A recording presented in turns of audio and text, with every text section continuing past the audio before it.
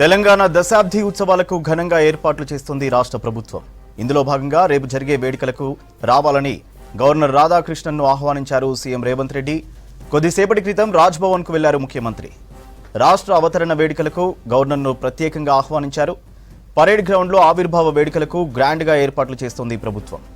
దశాబ్ది ఉత్సవాలకు ప్రతిపక్ష నేతలు, ఉద్యమకారులు, అమరుల కుటుంబాల సభ్యులు హాజరు కానున్నారు. తెలంగాణ దశాబ్ది ఉత్సవాలకు ఘనంగా ఏర్పాట్లు చేస్తోంది రాష్ట్ర ప్రభుత్వం.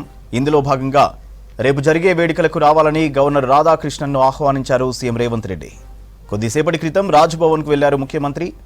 రాష్ట్ర అవతరణ వేడుకలకు గవర్నర్ను ప్రత్యేకంగా ఆహ్వానించారు. పరేడ్ గ్రౌండ్లో ఆవిర్భావ వేడుకలకు గ్రాండ్గా ఏర్పాట్లు చేస్తోంది ప్రభుత్వం.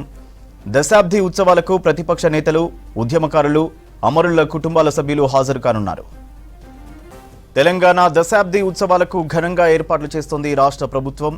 ఇందులో భాగంగా రేపు జరిగే వేడుకలకు రావాలని గవర్నర్ రాధాకృష్ణన్ను ఆహ్వానించారు సీఎం రేవంత్. కొద్దిసేపటి క్రితం రాజ్భవన్కు వెళ్లారు ముఖ్యమంత్రి. రాష్ట్ర అవతరణ వేడుకలకు గవర్నర్ను ప్రత్యేకంగా ఆహ్వానించారు. పరేడ్ గ్రౌండ్లో ఆవిర్భావ వేడుకలకు గ్రాండ్గా ఏర్పాట్లు చేస్తోంది ప్రభుత్వం. దశాబ్ది ఉత్సవాలకు ప్రతిపక్ష నేతలు, ఉద్యమకారులు, అమరుల కుటుంబాల సభ్యులు హాజరు కానున్నారు. డీటెయిల్స్ యాదగిరి అందిస్తారు. యాదగిరి, రేపు నిర్వహించే రాష్ట్ర ఆవిర్భావ దినోత్సవానికి కాంగ్రెస్ ఆధ్వర్యంలో మొదటిసారిగా ఈ వేడుకలు నిర్వహిస్తున్నారు. అయితే దీనికి సంబంధించి మొదటిసారిగా నిర్వహిస్తున్నారు కాబట్టి చాలా ఘనంగా నిర్వహించాలని చెప్పేసి ప్రభుత్వం భావిస్తుంది. అందులో భాగంగానే ఏర్పాట్లు కూడా, ఈ సెలబ్రేషన్ కి సంబంధించినటువంటి ఏర్పాట్లు కూడా గత 3-4 రోజుల నుంచి, వరుసగా 3-4 రోజుల నుంచి కూడా ఏర్పాట్లు చేస్తున్నారు.